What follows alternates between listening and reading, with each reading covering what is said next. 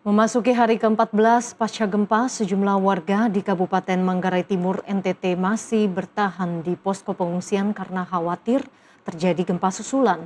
Lalu bagaimana kondisi terkini para pengungsi dan sejauh mana pendistribusian bantuan di sana? Kita akan langsung terhubung dengan rekan jurnalis NTV, Gabrin Anggur, yang saat ini berada di posko pengungsian.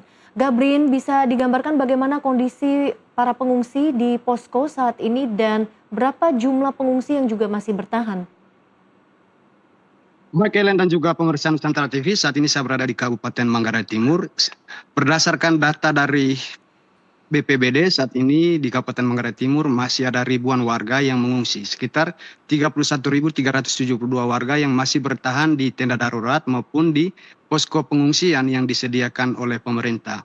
Warga merasa trauma untuk kembali ke rumah karena gempa susulan masih terus terjadi. Berdasarkan data terbaru dari BMKG, ada 8 ribuan lebih gempa susulan terjadi pasca gempa pertama pada Sabtu 15 Agustus lalu. Kembali ke studio, Ellen. Baik, gempa masih terjadi. Bagaimana dengan kondisi tempat pengungsian, Gabrin? Apakah juga ketersediaan dari fasilitas sanitasi di sana juga sudah cukup memadai? Saat ini beberapa wilayah di Kabupaten Manggarai Timur memang sudah dijangkau oleh bantuan, tetapi ada beberapa wilayah yang sulit dijangkau dan hanya bisa mengandalkan bantuan logistik itu didistribusikan melalui jalur udara. Itu terjadi di Kecamatan Elar, Elar Selatan dan juga di Lambaleda Selatan. Saat ini di beberapa posko pengungsian memang pasokan bahan makanan juga bantuan penanganan darurat lainnya itu sudah disediakan. Tetapi warga masih sangat membutuhkan bantuan-bantuan lain seperti tenda darurat dan juga ketersediaan bahan makanan.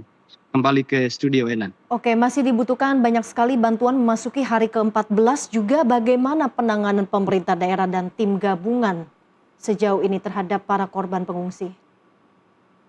Saat ini pemerintah terus melakukan pendistribusian logistik ke wilayah-wilayah terdampak, terlebih khusus ke beberapa daerah atau wilayah kecamatan yang memang aksesnya sangat sulit dijangkau, apalagi pasca terjadinya gempa, terjadinya juga kerusakan infrastruktur jalan. Hal ini mengakibatkan pendistribusian logistik bantuan itu mengalami hambatan.